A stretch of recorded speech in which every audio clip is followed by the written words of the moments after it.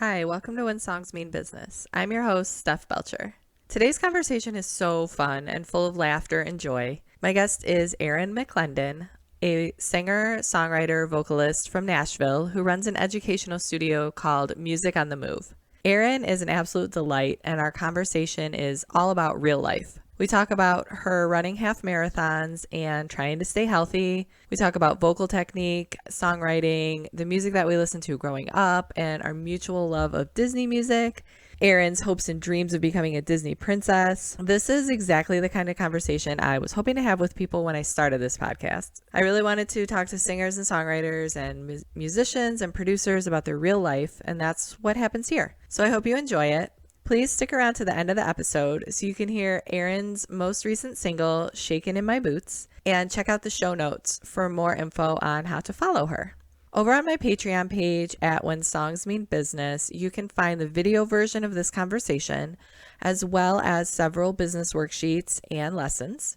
Please be sure to follow us on Instagram at When Songs Mean Business. And if you found this or any episode helpful, it would be wonderful if you could leave a 5-star review on Apple or Spotify.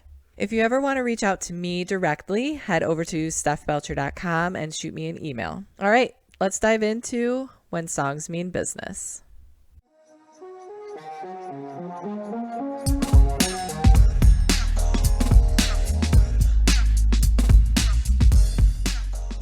Erin McLendon, thank you so much for joining me today. Thanks for having me, Steph.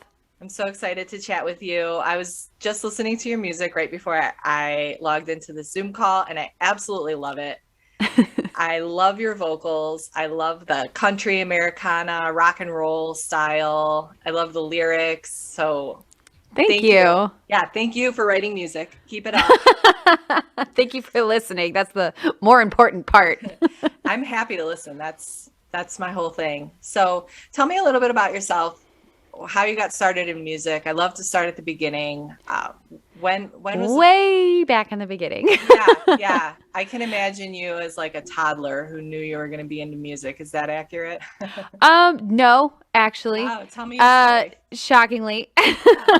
Tell me your story. I'm so intrigued. I think my parents knew I was going to be a musician before I knew, because apparently I could sing before I could talk.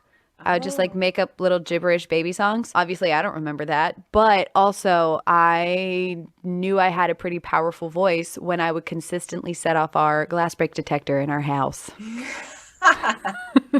That's amazing. I would scream and stomp my foot, and it was loud enough and powerful enough that I would set off the glass break detector. And there was one summer when the alarm company knew my name. Oh my gosh. That's classic. I love it. So I guess I was destined to be just a dramatic performer. Here we are. That's fantastic. Oh man. You must have been so fun as a baby. I think I was terrible. I was awful. That's great. So when did you get involved with music? Just like every good Southern kid, I grew up in church singing, all that kind of fun stuff. And the first time I actually really loved performing and figured out that I loved performing, I was given a solo in like 4th grade. I think it was like Candle on the Water or something. Okay. And I really, really liked everybody's reaction when I opened my mouth and started singing. Here's the thing about performers. We like attention. You don't say. No, never. But then one of the teachers at my elementary school started a drama club, and I was like, that seems like fun. And the first show we did was Wizard of Oz, and I was Toto. The dog. Oh my God. And it was one of those situations where I think I was too scared to actually be like audition for Dorothy. Mm-hmm. But like Toto, like that's a really fun, funny role. And my only lines were barking. And it was a yippy dog. So it was a fun bark to do. And everybody thought it was super funny. And I was on stage the whole time. So I was just like, this is amazing. Yeah. I'm about this. So that's kind of like when I got the itch for performing. And then honestly, I just kept singing. And I really enjoyed. I was that kid singing in their hairbrush, in their mirror, all sorts of songs. And I started singing professionally when I was 15. Oh, wow. So I've been at it for a while. Yeah. And I started writing songs when I was like 10, 11, 12, but they were just, I don't even want to look at them. I'm sure they were just absolute garbage. But when I was in high school, one of my teachers actually assigned us this project where we were studying counterculture, the Vietnam War in the 1960s. And he said, your assignment is to write a song in the style of counterculture. And for extra credit, you can perform it. And to be honest, I was not the greatest student. So any opportunity for extra credit, I was like, yes, I'm here for this. So I wrote the song. And honestly, I just like got up the next morning and the only song I knew on piano was Heart and Soul. Mm-hmm. And so I grabbed my partner in the project and I just played it for her and made a melody up on the spot. And she was like, yeah, let's do that. So we performed it for the whole class and I got extra credit, which then turned into me performing it for the whole school for our Veterans Day celebration. Oh, cool. And let me tell you, like to this day, I'm still not a piano player. So like, I mean, I'm sitting in front of my piano right now. I can literally like play you the melody. Yes, please. Real fast. Cause it's laughable how simple it is. I love this. I mean, everybody knows Heart and Soul. Yeah. This was the melody to my song. That was it. Yeah, that's perfect. And I performed in front of my school like this. And I would just... That was it. That was a whole song. Probably thought you were so cool. Honestly, they did, which was very impressive. But I had one of my friends play guitar with me, so I think it sounded a little bit better. Honestly, I blacked out in the moment because I had never played one of my songs in front of anyone. Wow. Before. And it was just like, oh, by the way, you're going to do this for the whole school. And I was like, okay. Great. How did you work up the courage to do that? Did you say you were 15?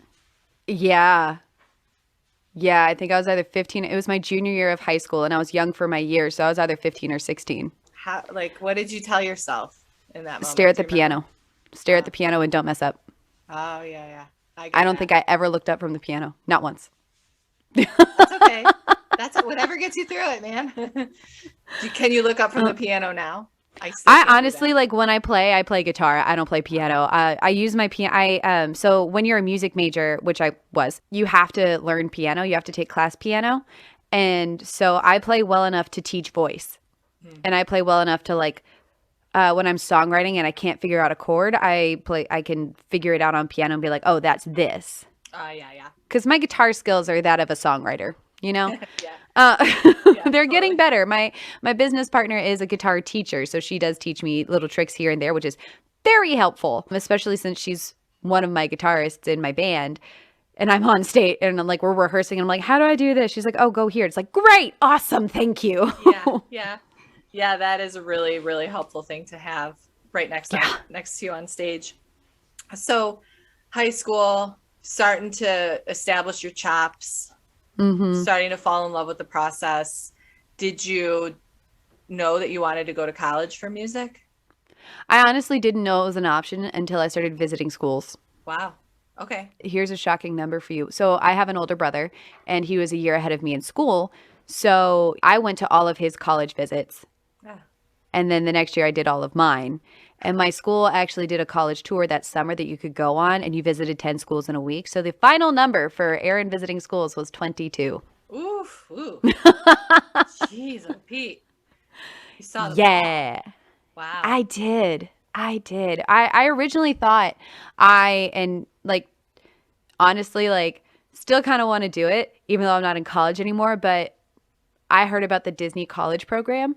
Oh, okay. Where you could get college credit and go work at Disney World. And you could do it as a performer. And so I visited all of these schools in Florida being like, okay, what's your connection to Disney? Can I do this Disney program through you? Yeah. Yeah. And I do have a lot of friends who have done it and they loved it. But it honestly never worked out for me because then I found the school I went to, which is Belmont University here in Nashville, Tennessee. And they have a commercial voice program. And that program was fairly new when I started because most other college programs are classical voice. Sure. And there's nothing wrong with that, but the commercial program teaches you to sing everything while the classical voice program teaches you basically like your options where you're either going to teach or you're going to be a performer, a classical performer, which ultimately means you're going to end up teaching too. Sure. There's nothing wrong with that. Obviously, I'm a voice teacher, but I'm very grateful that Belmont has the program that they do because it offered me an opportunity to learn everything, to hone like my sound, what I wanted to sing. Before I got to college, I had never taken voice lessons. I took voice lessons for like a year. Wow. And it made me a better musician, honestly. So as a voice teacher now, I'm very appreciative that I have that degree because I can just take what I learned, keep learning more and more because the voice is a very complex instrument. It's a part of your body. And then just impart that on my students. I love that. So tell me about your business. You brought it up now a couple times. How did you land on starting your own business? So I actually hired a business coach at the beginning of 2020, which was one of the smartest things I could have done because throughout 2020, it kept me accountable. And her name's Lindsay Kirkendall. We've actually had her on our podcast, the Music on the Move Studios podcast, Paradox Jukebox, which I'm sure we'll talk about in a second. But she basically taught me what she does is she gathers a group of people, and it's usually mostly women, but she does teach guys. And you have this hive mind, basically, and you all talk about what you love to do, what your goals are, and how you want to achieve them. And she takes it, hones it in, and helps you figure out how to monetize on that. And it doesn't necessarily mean starting a business, but treating yourself as a business, as an artist, which I'm sure you've encountered a lot. Yeah. Yes, that's really the big theme. So because if you're a musician, you are a business. Yeah. So she said, I'm going to teach you what is your superpower, turn it around. How do we like market that? And then how do we turn it into a monetized business? What did she tell you? What's your superpower? Well, I had already started teaching voice and I had a few in-person lessons, but I wasn't charging anything for it. I mean, I was charging, but it was like pennies on the dollar. And so she helped to change my mentality of like what I should be charging and like what a voice lesson is worth and what I'm comfortable with, and then working towards that number that I think I should be making, right? And so I started telling her like my teaching style and what I tell my students. And what we figured out is my quote unquote superpower is that I help students connect not only like the physical aspect of singing, basic technique, all of that kind of fun stuff, with the mental aspect of singing. So your performance anxiety, the fight or flight syndrome that kicks in when you start to sing, and just getting over trying to accomplish a new goal in your voice. That's so cool. And it's we call it unconventional because that's a fun word. But I honestly do take an unconventional approach to teaching because there's no one way to teach a student. So sometimes I have my students do planks to help them with diaphragm support. I love it.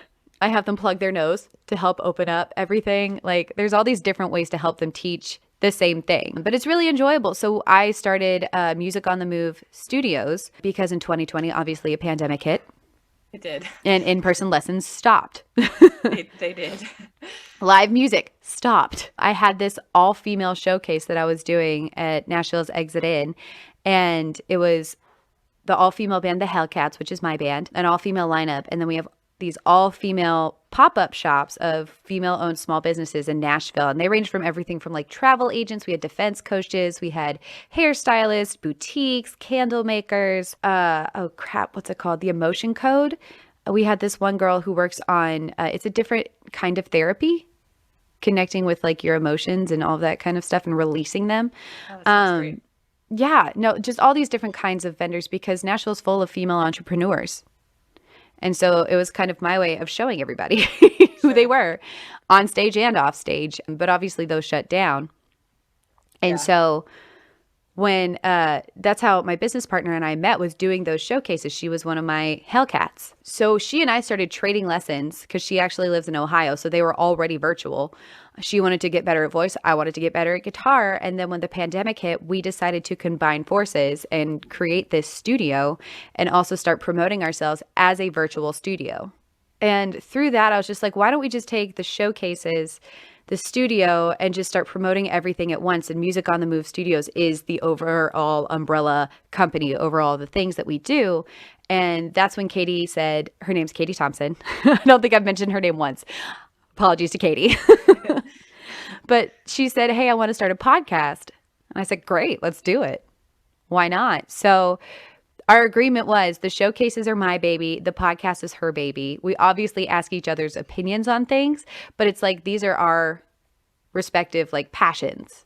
And I think that's really what makes it work is like she really like takes the reins on it. And when she wants my opinion, I will give it. I'll pop onto her podcast from time to time. And she and I have mini-sodes on Fridays. We call them Fry-yay fun. I love that. We just talk for like 10 minutes about whatever we want to, whether it's musical, whether it's life. A lot of it is Disney. I'm here for it. I'll talk about Disney all day long. Same. I love Disney. Disney was my first love, my first musical love. Yes. It was the Bambi soundtrack. Oh, wow. The Bambi soundtrack is gorgeous. It is. It's this beautiful, lush, orchestral suite of movements that takes you through this beautiful story, and it's so well put together. And I remember I must have been 4 or 5, and I had the tape. And my amazing. grandma was like, oh, if you like this, then come with me to the orchestra. Let's go see Peter and the Wolf. Let's go see the Carnival of Animals. If Oh, you wow. know that one with the aquarium music. And yeah, so I just love Disney. And I love the new Lin Manuel Miranda era. Encanto. Oh, my God. And Moana. And Moana. Listen, I'm a huge Lin Manuel fan. Me too. I don't know if you read in my bio, but he's one of my influences, especially on making it up as we go. I was like, here are the instruments I want. Here are the drums I want. Here's the song this song is inspired by. Not inspired by, but like, here's like, I had just started listening to Hamilton when I was recording that album. Okay. And I was like, how many songs can we put Hamilton references in? The whole reason there's a banjo in When God Made a Woman is because of the room where it happens. No way, really? Yeah. Oh, that's so good. I love that. Maybe you can come back and we can do like a whole LMM tribute episode where we just talk about him the whole time. We can dive into, have you read the book, the lyric book for Hamilton? So I was reading that out loud to my children. That's For those of you who are listening, I was nodding my head feverishly. Oh, yes. I am here for that. Yeah, I am so here for that because honestly, I think my husband is sick of me talking about it. Okay. I am your new Lin Manuel Miranda best friend. Oh my God, yay. Yes. I totally geek out over his songwriting style, the way he plays on words. It's incredible. Like his songwriting style is like nothing else we've ever seen before.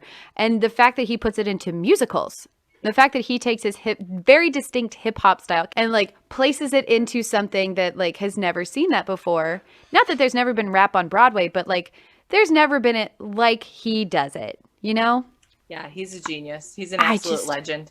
He is. I could talk about this all day. They just announced that Hamilton is coming back to Nashville for the next season of TPAC, and I'm just like, we're getting tickets. Sure, yeah. I've seen it coming to Detroit 3 too. times. You have? Oh, I'm so jealous. I haven't seen it yet. I know. Oh, it's beautiful. Have you seen it on Disney Plus? Yeah, I've seen the movie. Yeah. Okay. I've seen the movie. We listened to it. I was actually really stubborn about it for a really long time because I wanted to see it first. Oh, that's fair. I listened. It's just I had it in my mind that I wouldn't know what was going on if I couldn't see the actors on stage. And I think there's an element to that. Oh, 100%. You know, people would play songs like I had heard Wait for It. I had heard Helpless. Yeah, me too. That section from Helpless through Wait for It is like if I have 25 minutes in the car, I'm going straight there. It's so good. It used to be my workout songs, like Act 1. Yeah. Solely Act 1. Yeah. Because Act 2 is where all hell breaks loose. Pardon my French. But I made the mistake of listening to that soundtrack for the first time in a plane by myself. Oh. Yeah. Oh boy. I got crying? so hard. Oh my God. I was just like staring out the window being like, God bless. I hope no one can see me right now. And I was just like breathing very deeply, trying to like the tears became involuntary at that point. And like the person next to me just kind of looked at me, and I just showed them my phone. And I was like, I'm sorry. It's the music. I'm sorry. I'm sorry. And like they just, so good. They did not make eye contact with me the rest of the trip. And then there's this girl over here who's melting down over meanwhile, right. Yeah, I get that. It's so good. But like I had never seen it, but my roommate at the time, she was like, you have to listen to this. You will be obsessed. And I was like, okay, kind of like skeptical. And then she was 1,000% right. Totally. Yeah. Yeah, it's the best. He's the best. So Disney. So you and your partner talk about Disney a lot. And that's awesome. We do. And it's solely because of me. Here's the thing. My life's ambition, I'm manifesting this, is to be the voice of a Disney princess. Okay, let's make it happen. If any of you are listening, my name is Erin McLendon and I am here for it. I realize like there's a lot of like branching out with who the Disney princesses are. And so if they ever need like a country Americana Disney princess, I'm your girl. Heck yeah. Yeah, that's amazing. I love it. I love it. I wonder what's even in development, it makes me curious. And then there's the whole TV movie side of it with the Descendants and zombies. Yeah. And they're making so much music. There's so much music. And I learned being a Disney featured vocalist was a career recently. No way. Yeah. So I just ran the Disney Princess Half Marathon this past Sunday. Cool. And because, of course, that's the one I run. Congratulations. That's a huge thank you. accomplishment. I know how much time goes into training for a half marathon. So that's awesome. How are you feeling? Did you just run it like a few days ago? Yeah. How are you feeling now? Can you go up and down stairs yet? Yes, I can. This is actually my third half marathon. So I've started to figure out what the recovery looks like. Let me tell you, if you're thinking about it, it's not laying on the sofa for the next 2 days. That's the worst thing you can do, even though that's all you want to do. Totally. That lactic acid just builds up and just sits there in these knots. Oh, yeah. You got to keep moving. Like, oh, man. I think they want you to run like not the next day after, but the third day after the half marathon. We did a lot of walking because it was at Disney. So of course we went to the parks, and then I had to fly home the next day. And then I was just like, you know what? We're going to go for a walk. I'm going to do yoga.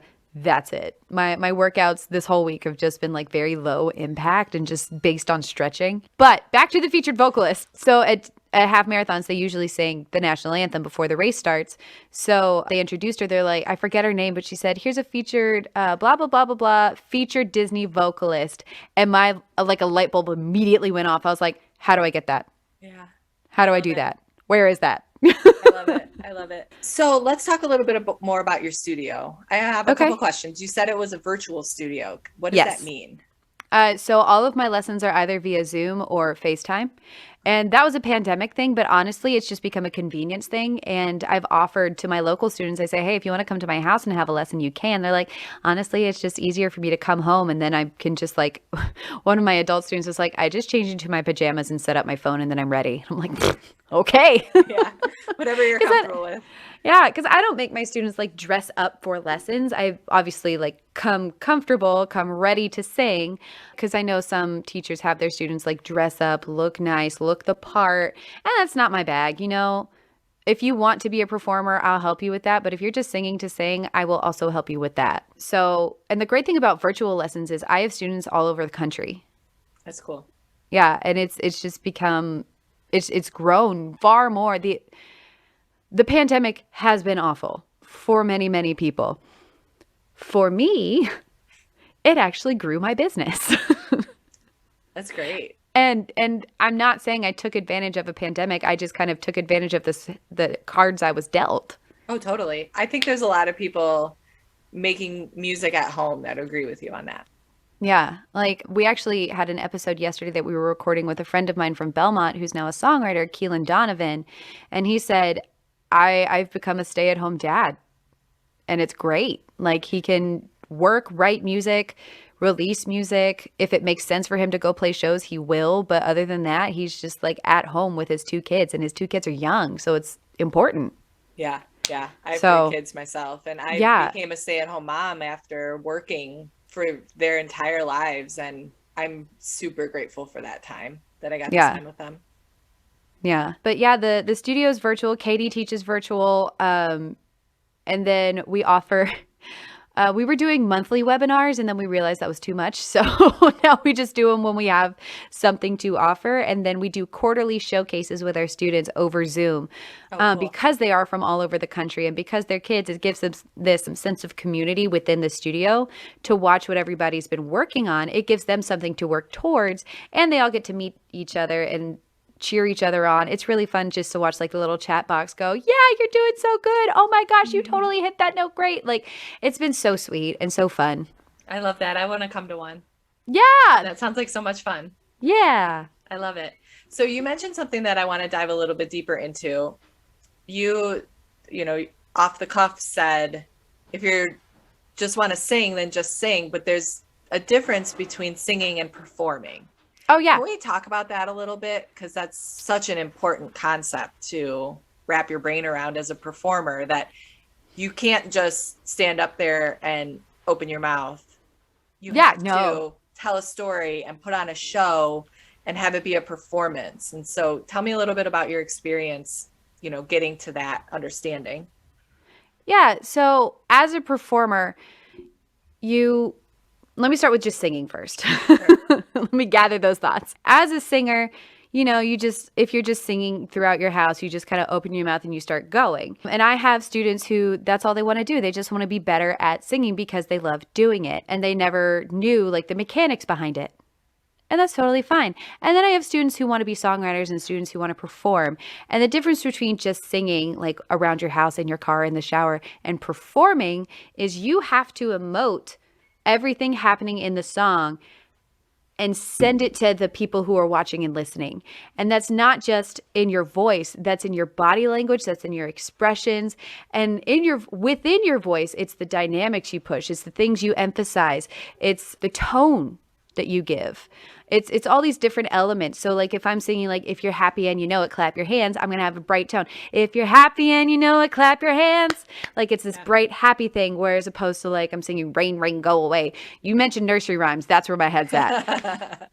And so it's just like rain, rain, go away. So it's like sadder. There's a little bit more breath to it. There's all these different elements of performing so that you can give the emotion and the tone of the song to the audience and that they can feel it right with you. One of my favorite performers to watch, just as somebody who's incredible at emoting with their voice, is Adele. Mm-hmm.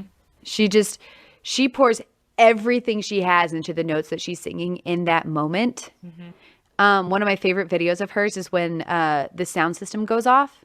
Mm. And she doesn't actually know because she has in-ears. And for those of you who don't know what in-ears are, they're what basically every major performer uses to hear what's happening on stage. That's their monitors. Otherwise, they're battling the audience and the sound, and it's just too much. You can't hear anything. So when you have in-ears, you can't actually hear the audience.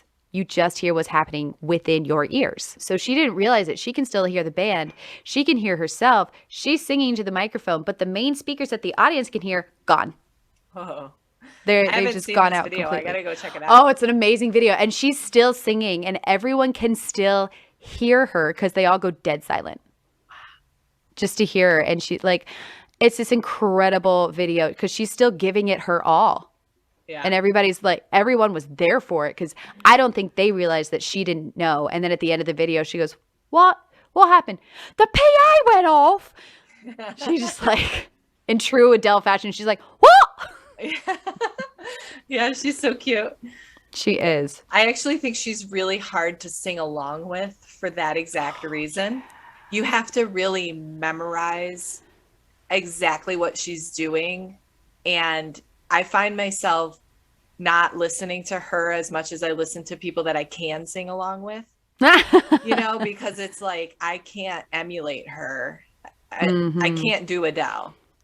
Yeah, a lot of people learn by imitation, and there's nothing wrong with that. And that's one of my jobs as a voice teacher is to say, okay, that's fine, but you're not them. So let's find out what you sound like singing their song. Totally. Because a lot of people, that's honestly how I learned to sing. I was imitating people like Celine Dion and Kelly Clarkson and Carrie Underwood, like the powerhouse vocals, because that's what I wanted. but then, and you can hear those influences in other people's voices. But then when it comes down to you singing your song or you singing somebody else's song, you have to sing it like you sing it.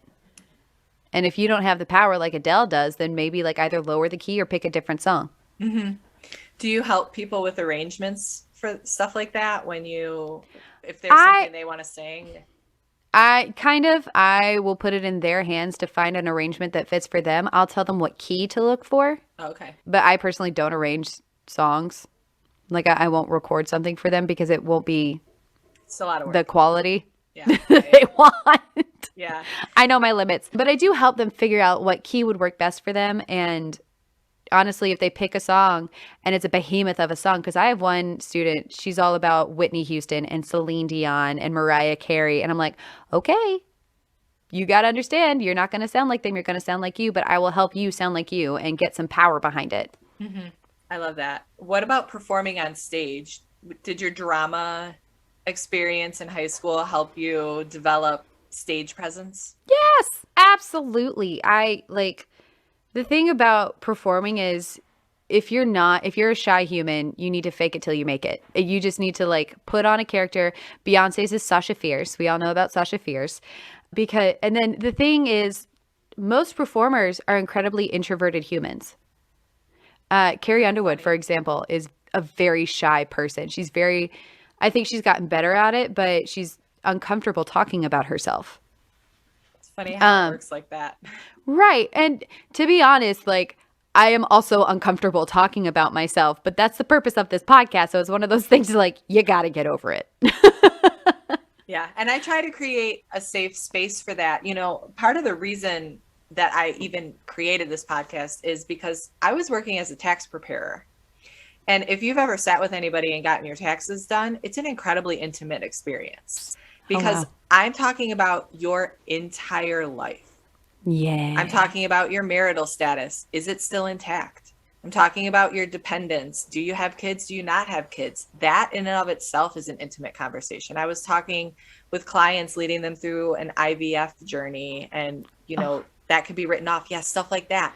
Talking about buying houses, credit scores. And so I'm having all these deeply intimate conversations with musicians over in a private, closed off office under strict ethical laws that say I'm not allowed to tell anybody any of the stuff I just heard, Yeah. And I thought, there's so many people who are going through so many difficult things where if they were comfortable sharing even a small amount of this story, it might help other younger musicians understand that success isn't built overnight and understand how important it is to power through these tough moments. And so, yeah, that introversion is really the foundation of this podcast and helping people open up about the things in their real life that drive their music. So thank you. Yeah, of course. I think one of the things people don't realize is there are things that we as musicians don't talk about. And it's the social media era. And we were talking about the half marathon. I opened up about just feeling really bad about myself. And I've been on this whole, and you know what, if you don't want to do fitness, you don't have to. But it's one thing that I've become passionate about because I do care about my physical health and my fitness. Mm-hmm. It became a hobby. Not that people who don't work out don't care about their physical health. Anyway. No, I know what you mean. Yeah. But I shared on social media, and it was just one of those things where I typed it out and I hit send. I didn't even think about it because I knew if I did, I would stop. Back in 2017, I realized I was the biggest I had ever been in my life. And that was also when I ran my first half marathon because I was like, I'm taking this into my hands. This is a huge goal. I am going to accomplish this no matter what. I'm going to start a healthy diet. I'm going to change everything. And I did. I started and granted in 2017, that's when I started planning my wedding. Yeah. So lifestyle change plus wedding planning. Sure. Yes. We all know how that goes. If you've ever planned a wedding, it is very stressful and it is very difficult to be healthy when you are doing that. Not impossible, but very difficult. So, if you look at the pictures of when I ran my first half marathon, of course it was a Disney one, I am bigger. And here's the thing, like, I never looked at my time from 2017 because I didn't want to. I didn't want to know. I just wanted to finish. And I did. And I was super proud of myself. And then fast forward, I was like, I am never running ever again. Ever. I hate running. Fast forward, with the pandemic, I had more time to work out. And so I started getting even more into losing weight and getting back into shape and all this stuff. And I decided to run another half marathon with my friend Liza, who I ran with this past Sunday. And to be honest, when we finished, I was feeling really bad about myself because I was comparing myself to people who finished before me who looked better than I did. Aw. And that's not fair to me because I just ran 13.1 miles just like they did. Yeah. Yeah. I got the medal too. Yeah. And I was being super, super, super hard on myself. And so when we finally got home, I looked at my pictures from 2017 and I looked at the pictures from Sunday, and it's a complete difference. Like it's night and day, the difference. And the thing I was focusing on was the number on the scale. They're not far off, but I look like a different person. And then I finally decided to look up the time because Disney keeps all of those, shockingly. And I looked at the time. I shaved an hour off of my time. Wow. It was just, and it's one of those things where the reason I am sharing that is because one of the things I am most self-conscious about is my body. And that's just from, life. Yes. Growing up a woman and Society. growing up a woman in the 90s when everybody was stick thin and low-rise jeans were the norm. Mm-hmm. That wasn't fair. But I just I want everybody to know, everybody has something that they're self-conscious about. And when you compare yourself to somebody else, you're taking away everything you've accomplished already. And that's not fair to you. Mm-hmm. Yeah. So even though I'm a musician and I'm on stage and I'm performing and I wear fun clothes and I have a great time on stage, I'm still in the back of my head, there's that little devil going, you still feel bad about yourself. Mm-hmm. It's no, shut up. I'm having a good time. Mm-hmm. Mm-hmm. So yeah. That was a bit of a tangent. I'm sorry. No, you're fine. I feel this so intimately. I'm almost 40. I'll be 40 in August, and have constantly, I've always been an athlete. I've always struggled with body image issues. I grew up watching MTV and seeing all these, fit girls in bikinis on my television and thinking that's the only way I'm going to get attention. That's the only way I'm going to get love, is if I look like that. And during this pandemic, I went into the pandemic the best shape I've ever been in my life. I was running all the time. I was doing bar and Pilates. I was dancing like crazy, and I felt fantastic about myself. And on day 4 or 5 of the pandemic, I found out I was having my 3rd child unexpectedly. Wow. I got the positive pregnancy test on March 20th. Oh my God. Yes. So then I spent an entire pandemic at home pregnant. And now sitting here, I weigh 30 pounds more than I did at the beginning of the pandemic. And I'm 40, and it's not coming off as easily as it did the last 2 times. And I didn't want to make this podcast because I didn't want strangers to see me thinking that I look chubby right here on camera with you. Wow. And I didn't want to put these videos up on the internet, and I didn't want to teach video classes. And it was, I had to go through this whole process throughout the whole pandemic of watching myself get more and more and more pregnant, and then watching it not come off.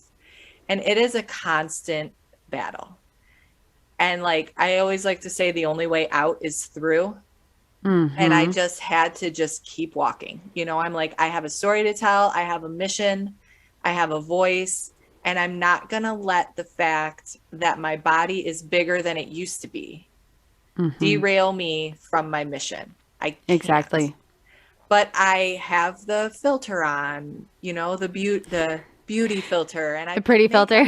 Yeah. And I'm still working out. I'm still doing all the things. But, my metabolism has changed. Mm-hmm. Everything's different. It's going to be a lot harder to lose this weight this time than it was for my previous 2 pregnancies when I was still in my 20s. Yeah. So I feel you. I think a lot of listeners probably relate to this. Guys, girls, whether they have weight issues or not, everybody has something that they're self-conscious about. But I always try to tell my students, everyone else is so worried about themselves that they're not thinking about the negative things about you. They're thinking about the negative things about themselves.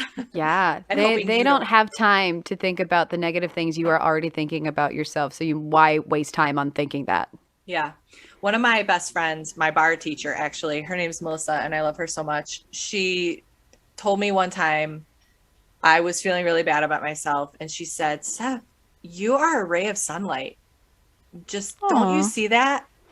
And I was like, I am, and it really touched my heart. And so whenever I start to feel down about myself, I think I'm a ray of sunlight. It doesn't matter what my body looks like. Mm-hmm. Doesn't matter if I think my chin is weird or my nose is too big or whatever. It doesn't matter. Mm-hmm. All that matters is that my sunlight reaches people. I love that. Yeah, Melissa. That's wonderful. Best. Yeah, she's the best. And then another thing that really helps me too is Gabby Bernstein.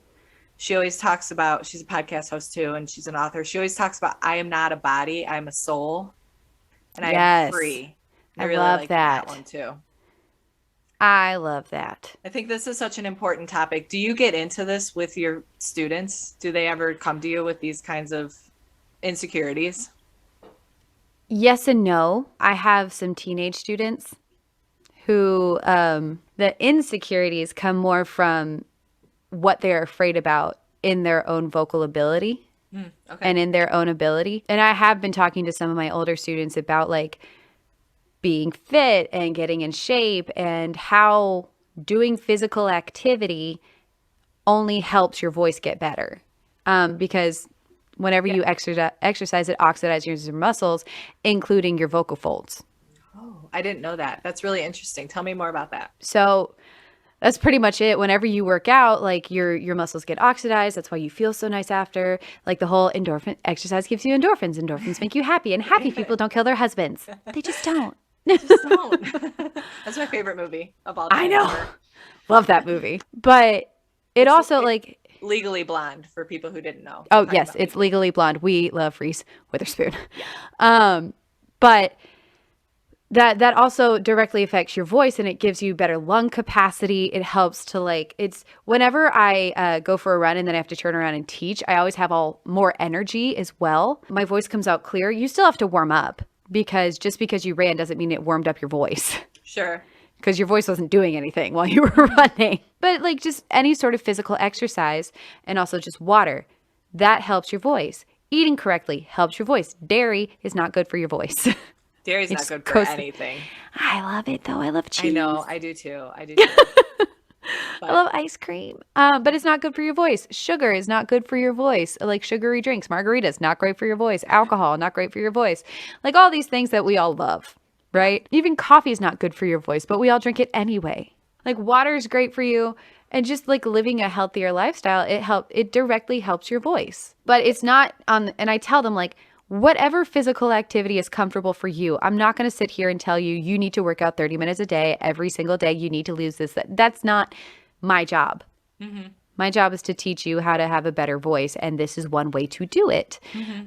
And I'm never ever nobody can ever tell somebody how to get healthy unless they're a doctor. Right. So like if you're living a healthy lifestyle according to your doctor, amazing. Yeah. But the main thing I talk about with my students whenever they come across like an obstacle, whenever they can't hit a certain note or the tone's not right or they're running out of breath at the end, it's like I always say it's going to be ugly before it gets pretty. Mm. You have to keep adjusting and fixing everything until you get it right. And it is a lot of technique. And when you're learning technique, it's a lot of trial and error. I can tell you exactly what to do all day until the cows come home. But until it clicks, it's on you to keep figuring it out. Yeah. Yeah, I love that. Have you had the same experience like with songwriting? Yes. My Lord, I've written so many terrible songs. There's so many people that write one terrible song and decide that they suck at it and quit. Mm-hmm.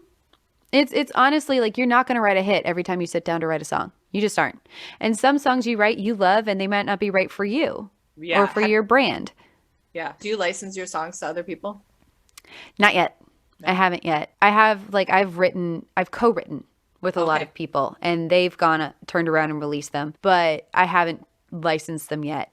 I am working on sync licensing, which is all the stuff you hear in like commercials, TV, games, blah, blah, blah, all that kind of fun stuff. But I usually just write for myself, because if I'm not, I tried the whole writing just to write thing and writing for somebody else in the style of somebody else, and it didn't feel authentic to me. I actually ended up hating the song.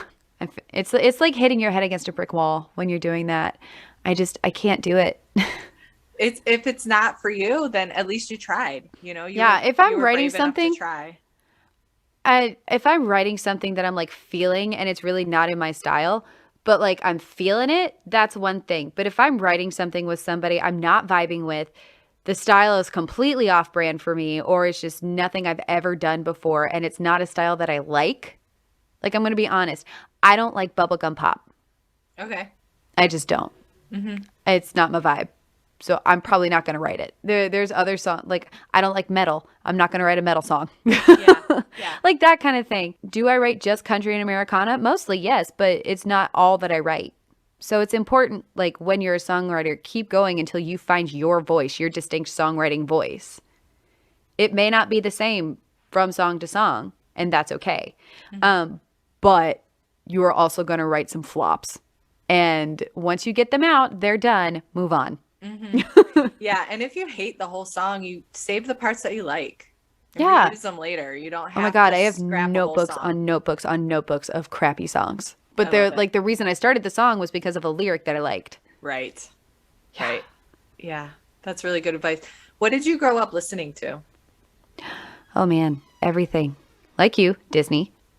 Of course, one of my favorite soundtracks is actually the Tarzan soundtrack. Oh yeah, my kids like that one too. I love it. I love Phil Collins. I love the drums. I'm such a sucker for good drums. So I kind of joke because my influences can be directly traced back to my commute to and from school, depending on who was driving me. I love it. Tell me more. In the mornings, my dad would drive us because then he would go to work after, and he would listen to like your classic rock, your Queen, your Aerosmith, your Beatles. There was some Madonna in there. I remember the Crazy For You album. Mm-hmm. Oh gosh, yeah. That had Material Girls on it. Great album. Like a Virgin was on there, I think. But like it was that era of Madonna. And then on the way home, it would be my mom, and she always had it tuned into soft rock. Okay. The local soft rock station, which had like Whitney Houston, the Bee Gees. She loves her some Barry Manilow. Yeah. Like that is her favorite. And just stuff like that. And then of course everybody listened to Delilah going to bed every night. Oh yeah. Oh, Delilah and her sweet voice. Delilah, love someone tonight. How many of you were just triggered?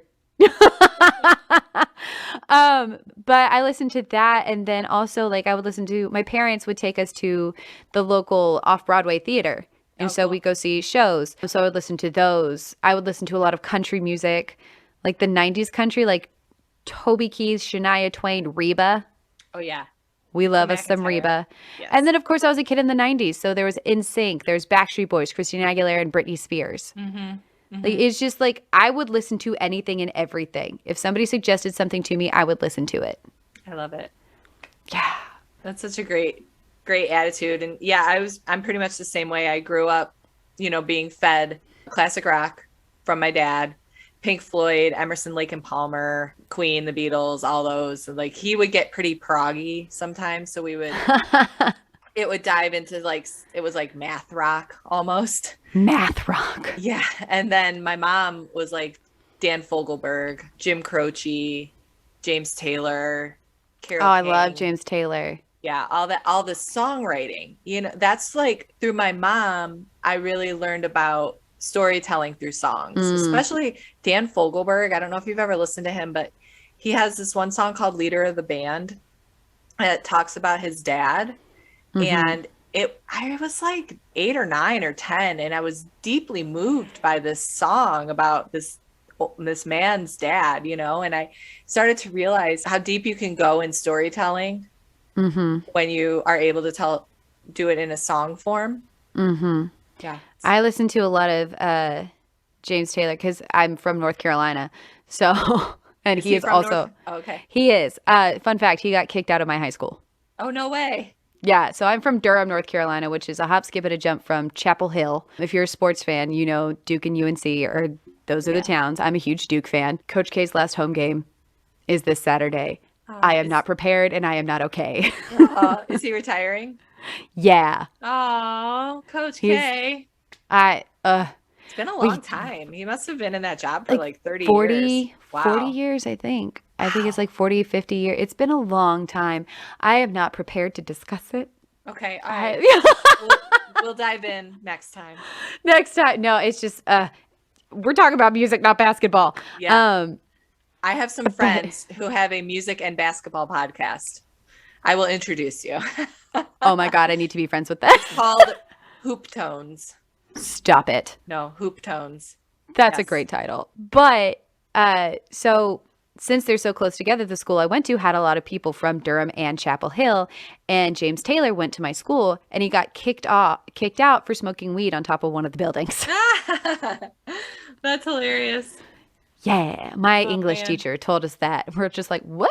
But yeah, I listened to a lot of him, and I also listened to a lot of Jimmy Buffett growing up because my dad's a huge fan, which James Taylor was one of Jimmy Buffett's Coral Reefers. Which is the name of the band, which also led to me listening to a lot of Mac McAnally. I don't know that name. And he's one of Jimmy Buffett's Coral Reefers, but he's also won Musician of the Year at the CMAs 7 times. Which is, he beat Roy Acuff. Wow. Yeah. So he's an incredible musician, great songwriter. I actually named my guitar after him. My guitar is named Mac.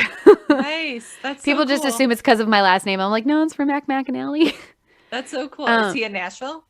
He is. He lives in Franklin, I believe. I've seen him twice in concert. He made his debut on the Grand Ole Opry, and he has this incredible cover of Little Martha by the Allman Brothers. And that song is played with 2 guitars. He plays it with 1. Cool. It's beautiful impressive. and amazing. The things that man can do to a guitar, it's incredible. It's amazing. I have such respect for great musicians and great instrumentalists and songwriters and lyricists. It's just like, it's what they were born to do. You can always tell when it's something someone was born to do. Mm-hmm. So aside from him, I'm going to put him in spot number 1. Who else would you like to write songs with? Oh God. Jason Mraz was a huge influence on me early on. Yeah, it's probably why I love Lin Manuel so much, because I love that rapid style. Yeah. I made it my life's mission in college to learn The Remedy and sing it. It's a tough song to sing. Yeah. It's a lot of words. And there's nowhere to breathe. Oh, I had to figure out where to breathe because I think it's halfway through the second verse. For those of you who don't know which song I'm talking about, it's, well, I saw fireworks from the freeway, and behind closed eyes, I cannot make them go away because you were born on the 4th of July. Freedom ring, well, something on the surface, it stings. Breathe, something on the surface, well, it kind of makes me nervous to say, you deserve the same. What kind of God would service we could cure this dirty old disease? Well, if you got the poison, I got the remedy, and then it keeps going. Like, the only big breath you can get is right before that chorus. Yeah. And it's just like, okay. I would love to write with Jason Mraz one day. Casey Musgraves is an incredible writer. Natalie Hemby, Jason Isbell. If you don't know who those people are, I highly recommend you look them up. Natalie Hemby writes for everyone. Yeah, I was a huge Amy Grant fan. Yes. I was in elementary school. Kind of similar to the project you guys did for that counterculture thing. We did a project where we could start a band, and it was like a management kind of like economics project where we had to go. That's cool. It was so cool. Yeah. And that's what kind of set me on the path of wanting to work in the music business. And so then for extra credit, we could make a music video. So we did Galileo by Amy Grant. Yeah. And it was so fun. And I told this story on Instagram and sent it to Natalie Hemby because her mom is Amy Grant's manager. Wow. Time manager. Yeah, they've been together for like 40 years. Manager artist team.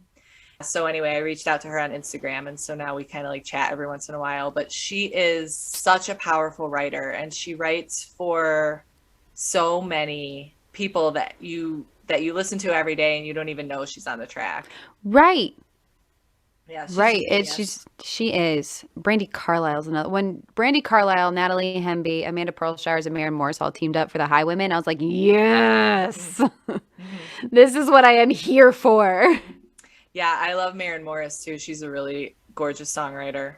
Yeah. And I think it's great cool voice. she writes with her husband, and I think that's cool. Yeah.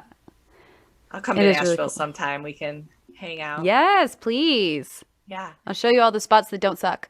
Okay. I've been to Nashville, but it was like a very passing through type thing. I haven't really gotten to dive in deep to the scene yet. So I absolutely love this conversation, and I think we could talk all day. Probably could. I want to ask you one last question, and then I would love for you to tell us how we can reach you, how the listeners can reach you. But before I ask that, what have you been listening to lately? Ooh, okay. Well, obviously the Encanto soundtrack. Specifically Surface Pressure. That song is great. I've been listening to, honestly, I've been listening to the mixes for my new tunes, trying to figure out. Yeah, let's talk about that a little bit. Tell us about what's coming out. I have new songs coming out, and there's songs that, like, if you've been to my live shows, you've heard them. And I finally got around to recording them, which I'm very, very excited about. And they're all story songs. Cool. Every single one of them was based on a real life experience. Oh, cool. Which is really exciting because, I mean, most of my songs are based off real life experiences, but they're like more generalized. These have gotten more specific, which I'm excited about. And one of them is actually, I'm a huge true crime fan. Okay. And so one of them is called Millie, and it's about my family and how my great-grandmother found out her husband was cheating on her. And so after packing up, my grandmother and her 5 sisters, one was in the belly still, in the womb, or 4 sisters, there were 5 of them, she tried to run him over. Oh dear. Okay. It was like the 1920s and 1930s, and she didn't have a license, nor could she drive, so she missed.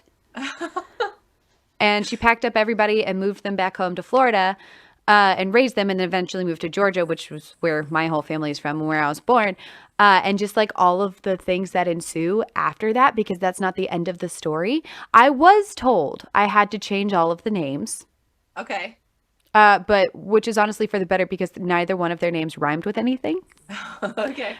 And then I might have like embellished some of the details to make it more interesting.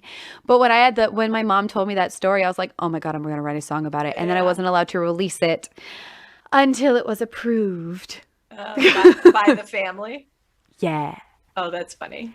Yeah. Unfortunately, all of the people involved have now passed because they were in their 90s. May they rest in peace. Right. But I mean, people like the song and it's fun. And it's kind of like women's empowerment, because it's kind of like how Millie she raised these girls single-handedly.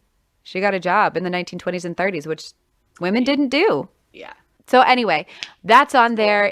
I'm so excited for that. It also inspired by Broadway. Chicago, specifically Cell Block Tango. Oh, I love if you hear it and you listen to it, you'll know. And there's also Sunday Crowd, which is another crowd favorite. And it's about this woman. It's kind of generalized to be like small town church drama that typically happens in, I would say, the South, but it happens in all small towns. Let's be honest. So it's based off of this story of one of my dearest friends was getting married, and in this teeny tiny church in North Carolina. And one of the women of the church, I don't really know why she was there, but she took over. No one asked her to the point where my friend said, Erin, I need you to run interception. Oh, dear. And this woman pissed me off so much, I named her in the song. The song, like what I say about her, not true. But don't come between me and my friend. Don't try to screw up her wedding day. So that's on there. It's a really fun song. That's awesome. I'm just I've honestly been listening to my own music trying to get it right. So I can't wait to hear it. I love your music. Thank you. I'm really so excited. I believe the target date is June around CMA Fest because me and my band are playing CMA Fest. Yay, that's exciting. Yeah. It's June 10th. We're playing a showcase on top of the Chestnut, which is a new hotel in Nashville. We're playing the rooftop. Wow. It hasn't been announced yet, so just mark it on your calendars, guys, because I don't know any other details outside of that. But we'll be playing all those new songs, and then, yeah, it'll be coming out around then. Cool. This will come out before that, so. Yes. So mark your calendars for June, just the whole month. Erin's releasing new music. Yay. And then people can find me at Erin McLendon, and McLendon is spelled McLendon. Don't add extra letters in there. Don't add an I. There is no I. Thank you, Starbucks. So you can find me on Instagram at Erin McLendon, Spotify, same, Apple Music. Anywhere you listen to music, really, that's where you find me. You can ask Alexa to play Erin McLendon, and she will. Let's hope she doesn't turn on. We actually I refer to my Google as Brenda. Brenda. Yeah, her name's Brenda. And, that's amazing. So that we can talk about her without activating her. Fair. I should do that. Yeah. I should do that. It's tougher with the Amazon because she already has a name. Right. So, yeah, we were like, what name are we never going to use in real life? What's the name that we don't know anybody with that name? And we were like, Brenda. I'm going to start calling the dot Ruthie. Ruthie. I'm like, what's a name? I know no one. Yeah. Ruthie. Exactly. That's great. And then on Facebook, it's just Erin McLendon Music because Erin McLendon was already taken by a dentist in Dallas. It's another life's ambition to be the #1 Google search for Erin McLendon. It goes her than me. Let's do it. Yes. Search Erin McLendon Music on Google, guys, or just search Erin McLendon and click my name, not hers. Yes, big time goals. I should really reach out to her one day and be like, hi, we have the same name. We do different things. Yeah, I tried it. That's why I switched to Steph Belcher because Stephanie Belcher is an author in England. Oh, interesting. So she has stephaniebelcher.com and I have like a Google alert. Is she a rom-com author? I'm not actually sure what she writes. I think I've read that book or one of her books. Maybe. I'm not sure. Who knows? Yeah. Because that name sounds very familiar. I haven't gone that deep into it, but I'll check it out. I'll let you know. Fair. But if you want to find out more about Music on the Move Studios or Paradox Jukebox, you can head to musiconthemovestudios.com. And everything is there. Our showcases are there. Paradox Jukebox is there. Our new merch will be up there. We have 2 new t-shirts out. One is the Erin McLendon shirt, and then another one is Hell Yeah, Hellcats. Nice. So we're super excited for everything that we've got going on this year. I'm excited for everything I've got going on musically this year, so I hope you guys follow along. Yeah. Yes. I'm excited for you to release new music and for us to know each other. Yeah. And that I have somebody to show me around Nashville now. Yes, absolutely. Woo-hoo. And now I have somebody to talk to about Lin Manuel. Oh, yeah. I'm here for it anytime. I'm all about day, this. Every day. Yeah, absolutely. He's the best. I have it on my dream board, my vision board, that he will be a guest on here. And I'll get to ask him about all of his little lyrical references that nobody notices except me. And we can talk about his stint on How I Met Your Mother. Oh my gosh. Like all these little random things that he's done with his life where I'm like, what was that like? What was it like rapping with Jason Segel? Yeah. And what's it like? He was on How I Met Your Wow. Mm-hmm. I like memories coming back. And what's it like? We're like working with Alan Menken.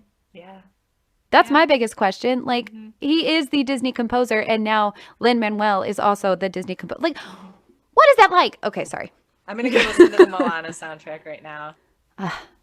My kids will want to listen to Encanto when they get home, so I got to wait for them. You got to get Moana in. Yeah, that's fair. Sneak it in now. Awesome. Fair.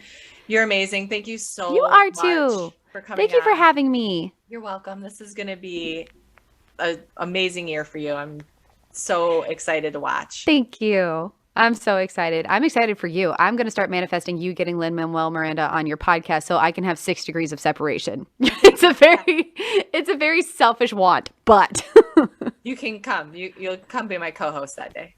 Yeah, and maybe we can do like a Spotify exclusive episode where we can play the tracks. So we'll talk about a track and then play it, and then talk about it and play it. We can talk about Yorktown and Oh my God.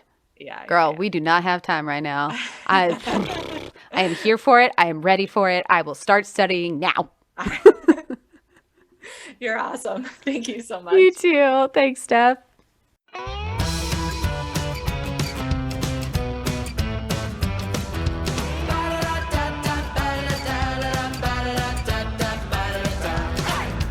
Like a bolt of lightning, lighting up my sky. You came out of nowhere, hiding in plain sight. Thinking I should run for cover, you pull me out into the rain. Wash away my past perceptions, everything's about to change. Ooh, la la la, you got me shaking in my boots. Ooh, la la la, you got me feeling shiny and new. Ooh, la la, scared, excited, terrified. Ooh, la la la, ready for another ride.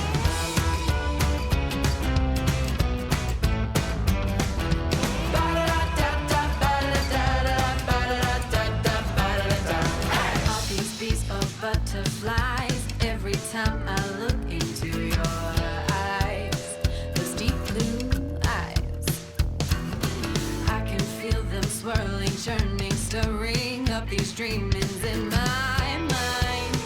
Oh, and you won't mind. Thinking I should run for cover, my heart is telling me to stay. Complicating something easy, get my head out of the way. Ooh, la la la, you got me shaking in my boots. Ooh, la la la, you got me feeling shiny and new.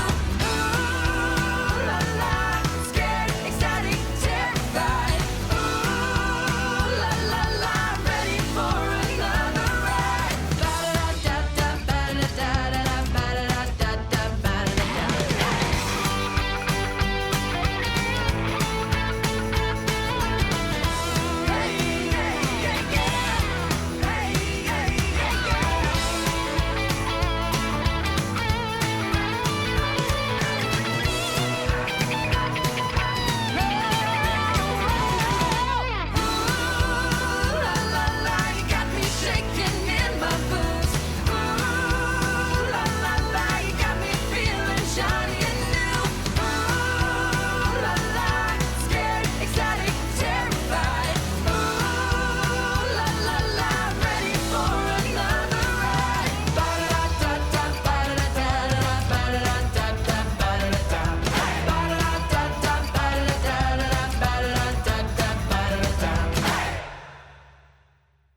When Songs Mean Business is a production of Steph Belcher Business Management LLC.